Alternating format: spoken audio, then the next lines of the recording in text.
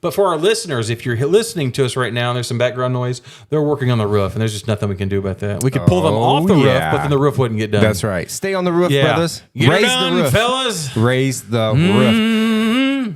We truly are under construction, like everywhere. Exactly. Chairs are being taken out of the sanctuary. Not just the roof, but in the hearts. Ooh, Come on now. preach. Uh-huh. But the carpet's being ripped up. The walls are being painted. The roof's being replaced. Like a lot of things are happening here. Getting a new look. That's awesome. It's a new look, man. It's a new you. Yeah. It's a new chapter in the church's history. Stay close to your microphone. So it's an empty room sound. Does that sound better when you get closer? Yeah. Yeah, because there's no echo in the room because I'm not talking to the room. Talking to the mic. So this episode, I'm not going to move my lips at all.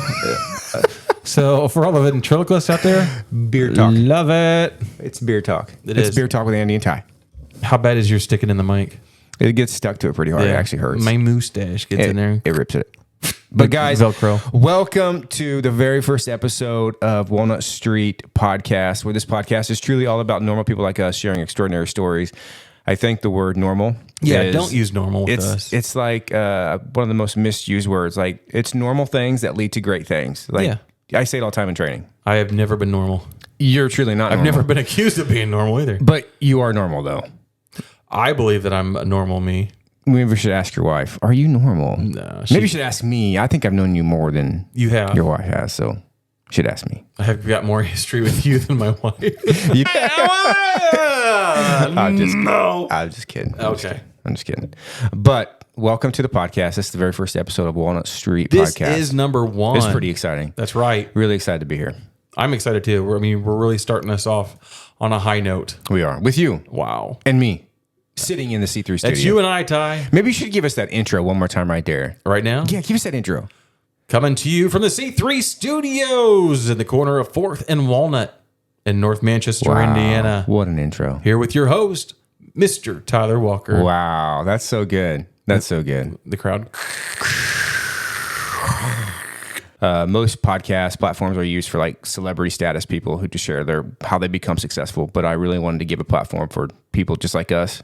That's great because we probably will never have a celebrity walk through here. Well, you never know. I have you. Yeah. Again. So you're a celebrity in my heart. I'll quit it.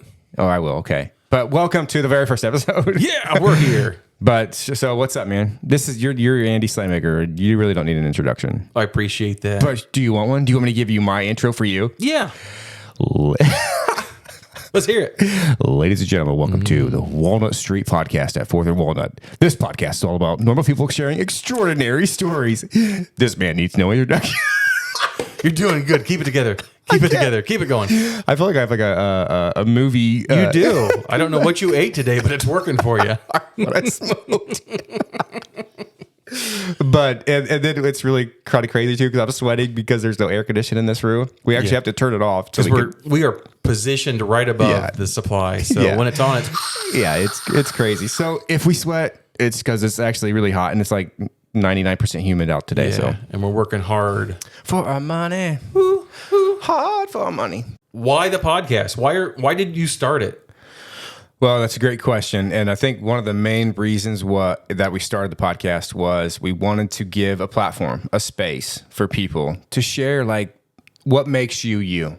So there's a lot of awesome people within our community who have really amazing stories. We moved back here 5 years ago. We didn't know anybody. Now we know a lot of people, and coming to know them, they have such amazing stories, and we wanted to give space for them to share it. As a believer in Christ, I believe that we're overcomers by the blood of the Lamb and the word of our testimony. So this truly is a platform for testimony, like people to share their story of faith. Now, it's not all geared towards people who believe in Jesus. It's awesome if you do, but we want to give space for people who even don't necessarily believe in Jesus, but to share their story, like what makes you you.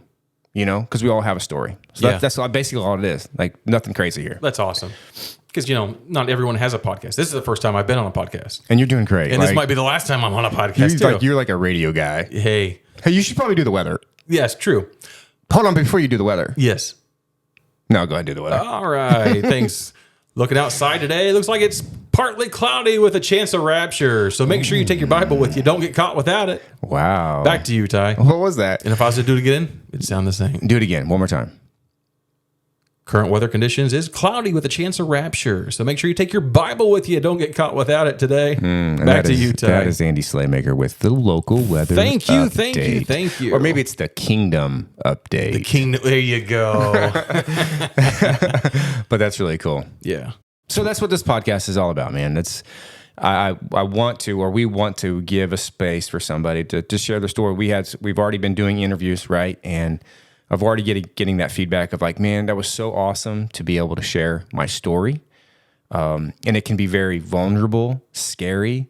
But man, it's a powerful tool. It's a powerful resource to just heal and get it out there, get it off your chest. Like maybe that's all this is, a place for you to get something off your chest. That's awesome, man. I'm looking forward to it. I know our listeners and watchers are. Yeah. Andy, maybe you real quickly could tell us your role in the podcast. Like, what's your role here? What are you going to do? I mean, I know what you're going to do, but what are the people want to know? The people want to know. Well, thank you for asking, Ty. The crew, they want to know. Yeah, thank you, guys. I am here for pure entertainment. I am unscripted. I don't read a script. I don't ask questions. I find out for myself because that's what our listeners want. They want to find out for themselves. Yeah. And again, I'm here to ask the questions that everyone wants to know, but nobody wants to ask. I'm not afraid to ask them. I'm that guy. Yeah. You should. There are a lot of questions that need to be asked. Oh, yeah. Specifically, like in the church. Yeah. Like there's a lot of questions. Can you hear that? You can hear that compressor. Yeah. So they're currently working on the roof, the new roof. Did we mention that already? We might have, but you know. So yeah, I mean, you know, churches are notorious for keeping things behind closed doors, and I think those days are over. Yeah. You need transparency. Oh, there's the word So maybe this podcast is all about transparency, Yeah. vulnerability, Come on. and what's another? Being human. We're not being fake. You know, Yeah. we're not going to be something we're not. Being real. Yes. Being real. 100% real. Because this is a real podcast. Yeah. Even though we're both pastors, Yes. and maybe you could tell what kind of pastor you are. What? That's a loaded guy. Well, what kind of just multiple choice. What kind of pastor is Andy Slaymaker? A crazy one. Well, probably. Crazy for Jesus. Crazy makes you better. Yeah. But what do you do? What do? I'm a youth pastor. So what I do is I have fun and I push the limits, and whatever I mess up, our head pastor has to fix. Right. You know? Yeah. You don't necessarily take all of the blame. I'm not the last guy to talk at an event. Our pastor is, just to make sure everything's, the I's are dotted and the T's are crossed. You just have as to be far like, as can delivering. you believe my pastor let me do that? Yeah. In case I don't tell you right, here's our head pastor, Yeah. you know, stuff like that. So you're a youth pastor. How long you been doing that? Since 2018. I'm trying to do the math. What year? 20? So 5 years. Yeah. 5 years. 5 years. What is the biggest takeaway so far from being a youth pastor? The biggest takeaway. Let me ask you this. Is it harder than you thought, or easier, more fun, less fun? And you have to answer truthfully. This is when we need the music. Well, you know, we were most definitely called at the time that we stepped up. It was a very hard time in our church's history. Yeah. Very dark time in our church's history when we stepped up. I should have known, but I think I was surprised by the attacks of the devil. I mean, I knew it was going to happen. I didn't know to what extent. Yeah. I had no idea the price that our family would pay. Yeah. You know, there was no way of knowing. You know, growing up, we heard it. People say like there's a cost Yes. to the anointing. We had no idea what they meant by that until we went through what we went through in our life. Yeah. Like, If you're in ministry, it comes at a cost. oh yeah, It's not free. It's not easy. and it's probably at least full-time ministry is not for everybody. Oh, I can't imagine full time. I Yeah, mean, you like- know, I'm the weekend warrior kind of thing, and we already dedicate so much time of what we do for those moments. Yeah, like eat, sleep, breathe the church. Yes. Which I mean, I absolutely love it. Yeah. But it's like there are those times where like, what am I doing? Like I'd be better at like being a garbage man. You know what I mean? Which I was, by the way. Yeah. For like 5 years. Yeah. I think it was. And I think maybe you know a little bit about that life too. Yeah, I drove garbage truck for 17 and a half years. Yeah, it's pretty amazing. It was good. It was always picking up. Yeah. I see what you did there. But I think even as a trashman, that taught me so much about the Lord. I can remember like being on the back of the garbage truck, and because I threw. I was not as qualified as you were, like not as distinct as you were stronger, younger. But I had some of the most significant moments with the Lord on the back of that truck. Oh yeah, like I can distinctly remember this time just weeping, and my driver's up there. He already thought I was crazy anyways, but just weeping on the back of the truck. Thinking that you have dust in your eyes. Yeah, it was. I had Holy Spirit dust in my eyes, is what it was. But I can just remember that. It was just so cool. I absolutely hated the job. Yeah, hated it. Where you work out in all the elements all the time, but that was probably that was where everything just began to shift in my life, and then after that, I stepped right into a full-time ministry role as a pastor in Indianapolis. So it was pretty cool. Yeah. I know even driving garbage truck, I use that as a ministry, like meeting with people. I'd have customers that would come out as soon as they saw the truck and get to talk to them, how they're doing, how the family's doing, being able to pray with them. I use that as a platform. Yeah. With ministry, it just kind of all tied together. No matter what we did or what we do, especially as ministers or preachers, as no matter where we go, there's always that call. Yeah. You're never off duty.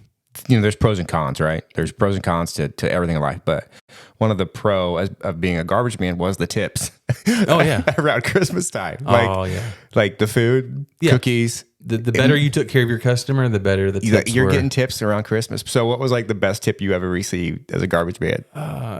There's some customers that would give us $100 each. Oh yeah. Around that time of year. So starting like the first week of December, our cab of the truck was just full of cookies and candies. And it didn't stop till like the first week of January. Yeah. So you're trying to keep track of how long stuff's been in your cab. And yeah.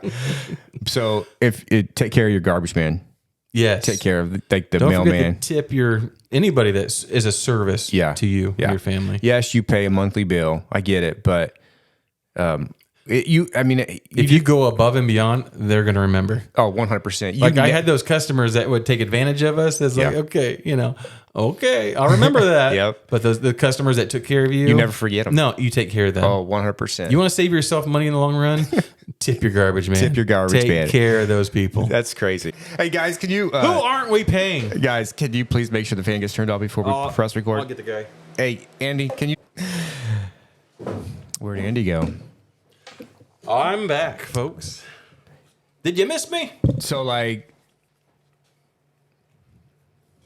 let's be real. Yeah. So of course, being the garbage man was a long time.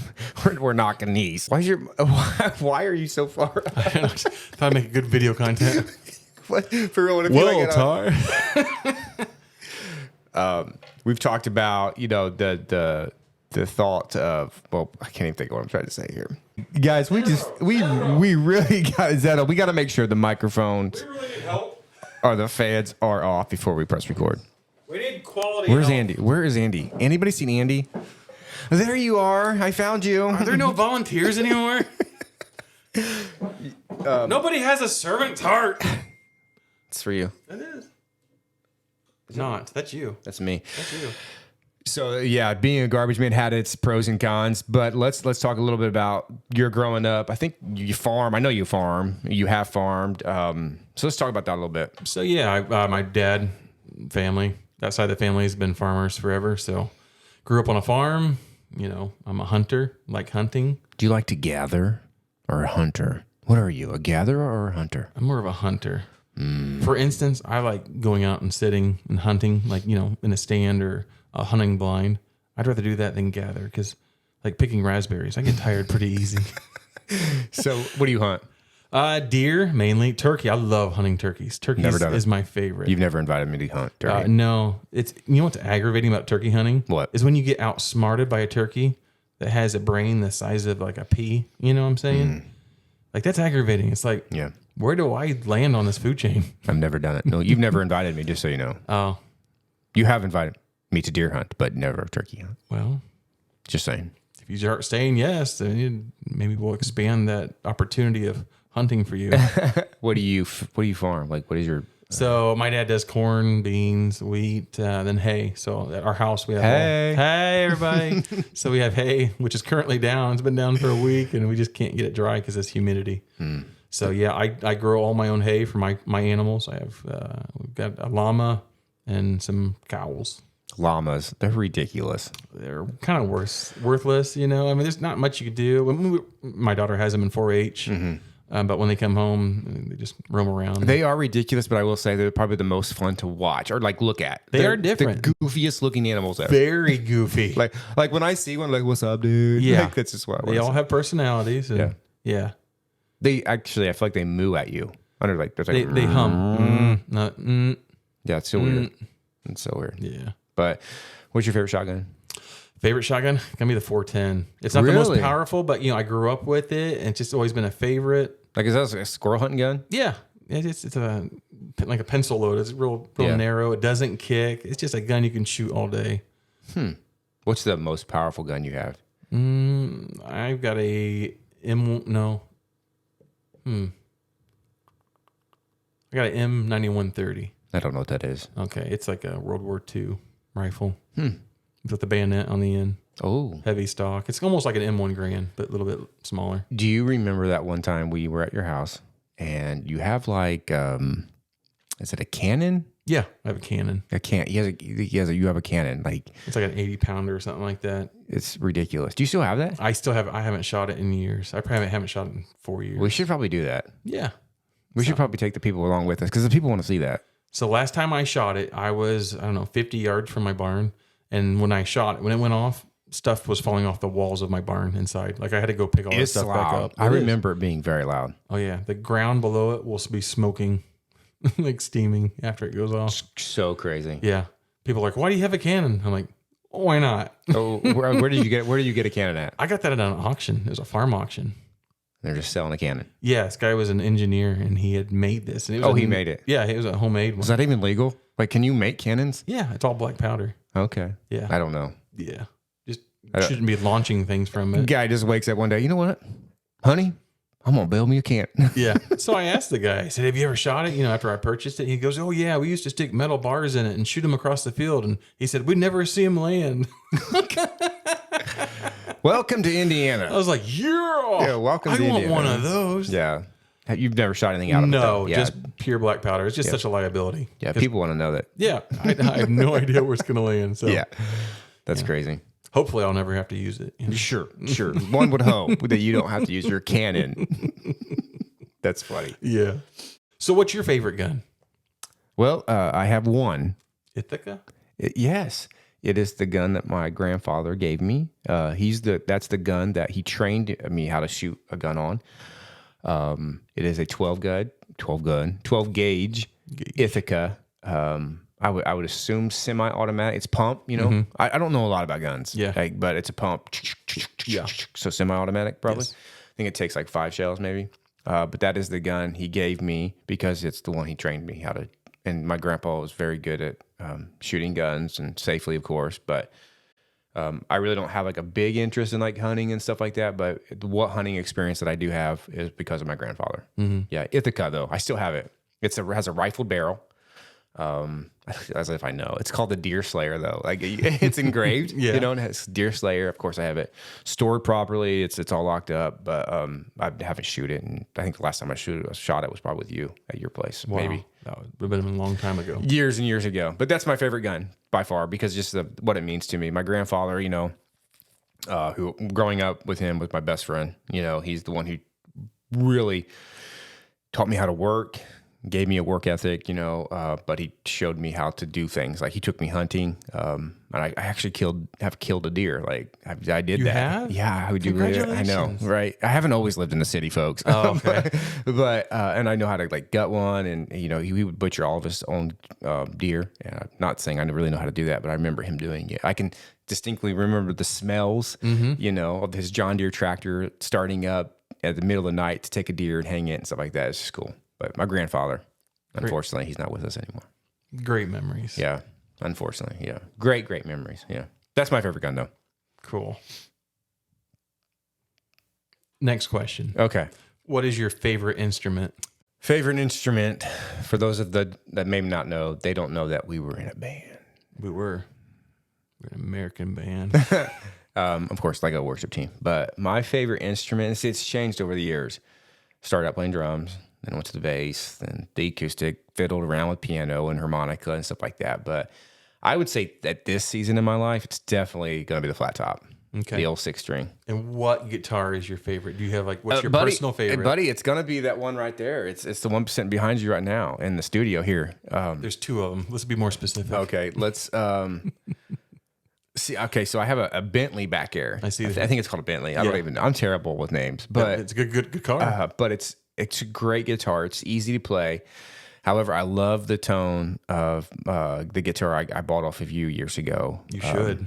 It's got a great tone to it. I don't even know what's the name. I don't even know the name. It's of an it. Indiana brand. Oh, welcome to Indiana. Indiana. It's a hometown guitar. It's a hometown guitar. I love that. I don't like necessarily buy expensive stuff. I just don't. So I just use what I have and can afford. Yeah, I bought that guitar at Paradise Music in Winona Lake, and I was blown away by the sound of that. I mean, it was not a high end guitar at all, but the tone was just excellent. It's pretty. I mean, it's rich, but it's kind of a little bit deep too. It's and you can change all that with the strings that you put on it. Yep. That's definitely my favorite guitar to play. And guitar is my favorite thing to play right now. I still love to play the bass. Oh, I love to slap at the bass, man. I love to get behind it and a 4-string, 5-string. I'm not really a big fan of 6-string, but I love to play the bass. But you got to have I think you got to have a full band to play the bass. Like, so I lead worship here, right? It'd be totally dumb for me to play my bass during worship and not have anything else. So unless you're doing like killer like harmonies. Yeah, I mean, I like it. I don't play it that well, but with a looper. Yeah, I would love to be able to go back about 20 years, 25 years, and where we were like in the peak of our worship band, where we were just playing music and that's when you used to come to church and get your face melted by guitar solo. Dude, those are the good old days. we didn't realize how amazing those days were. I mean, I think at the time we knew it. Yeah. We knew like it's not always going to be like this. Mm-hmm. But man, we played our hearts out. Oh yeah, dude. I can remember like we would, of course, play through service, and then even after service, everyone's leaving and we're still jamming. We're still jamming. I can remember seeing Dawn, who was my girlfriend at the time, like, and even so funny, like Haley, with all giving us those looks, like all the girlfriends. It's time to go, and I was a safe one because I didn't have a girlfriend. Like, dude, I can stay all night. Yeah, it was just so funny because I could remember them like, it's time to go. It's time to go. One more note. Yep. But those were just the times, man. I was always the last one. Like, bye, boys. We had girlfriends, and just good for you. Yeah, you did not meet Kimberly till later in season. And that's the hard thing because growing up in a church like that, a family church, everyone was family. Yeah, I couldn't date anybody because I was related to everybody. Yeah, that's the bad part, and I didn't. So, but the music part of the aspect, man, the bass is so much fun. Oh, I mean, I love to play I don't say I love to play the drums. I think I can hold my own a little bit. Yeah. I love the piano. I wish I knew more. I love that, but. It really is all about the bass. It's about the bass. I mean, it's what holds it together. It's the glue, baby. Mm-hmm. It's the glue. It's the soul. It is. So it's so funny because we were down in Indianapolis.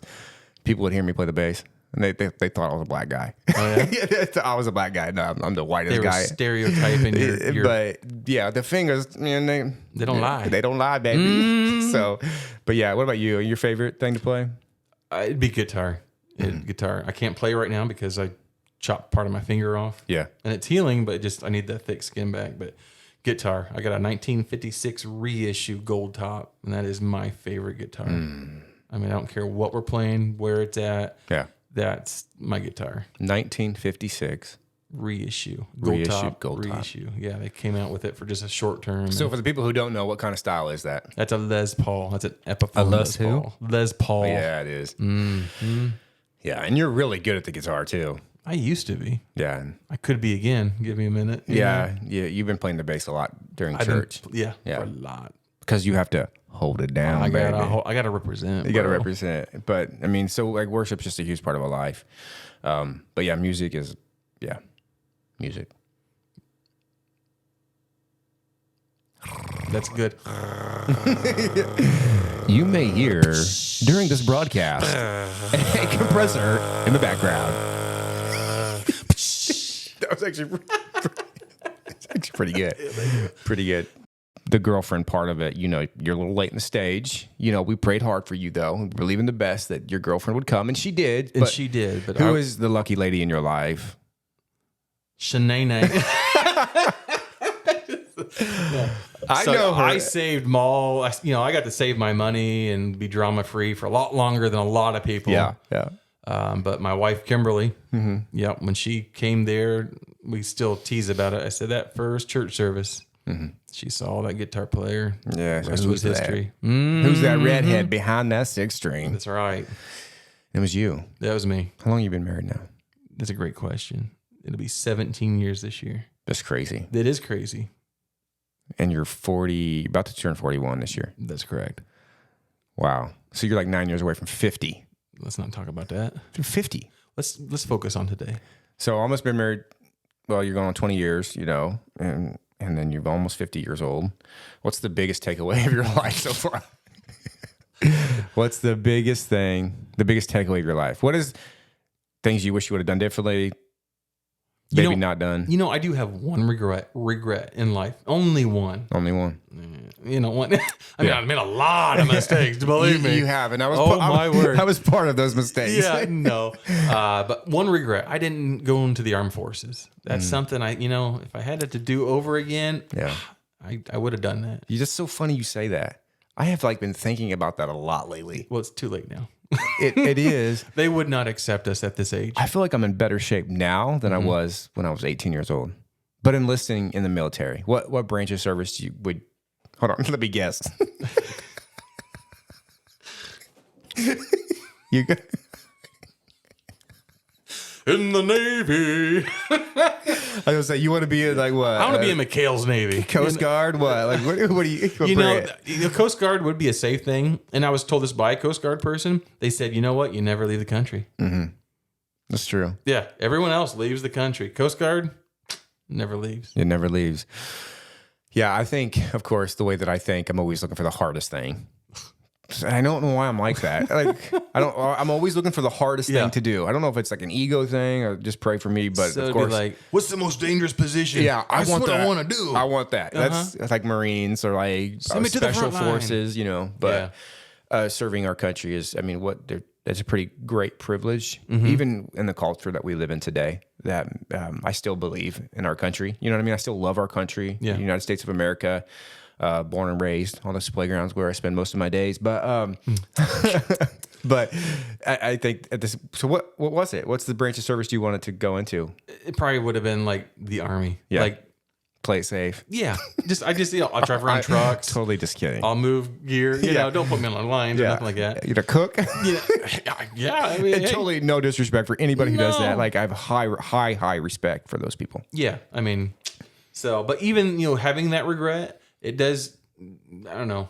I do have that sense of, I'm not in that army, but I'm in God's army. Oh, that's a good. You know what I mean? If I'm going to be in any army, God's army is the one I want to be in. Yeah. And so, that kind of makes up for it. Sure. We are. What's that song? What was that old? We are in the army. Of course, you of know the Lord. it. Yeah. You probably still sing it, but probably do. It's still true. Yeah, it is still. it is still true. It's just funny that never mind. But yeah. Or we had that one kid song. I may never march in the infantry, ride in the cavalry, shoot the artillery. I may never know the enemy, but I'm in the Lord's army. Yep, yes, sir. I remember. I'm in the Lord's army. Yes, sir. So yeah, I totally remember that song, and we are in the Lord's army. Yes. But I wasn't trying to join the service so I could kill people. That wasn't. I just wanted to serve my country. So, but yeah, cool stuff, man. Yeah. I never knew that. That's one thing I never knew about you. Really? Never knew that about you. Well, now you know. Do you have anybody who served in your family? Yeah, quite a few.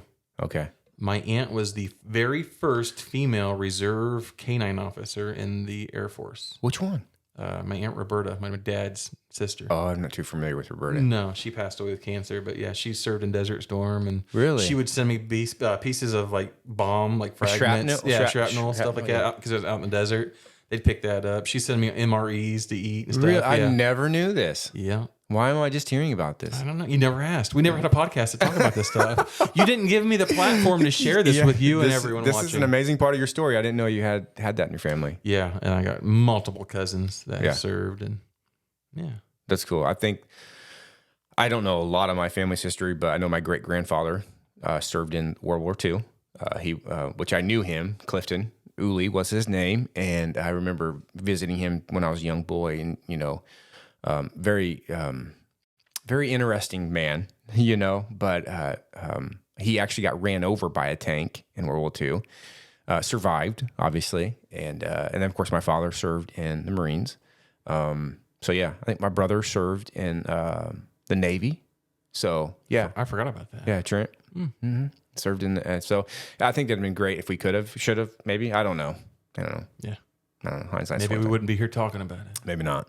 But it's for real though. Anybody who served and is serving in military, like, thank you. Like, it's a huge deal.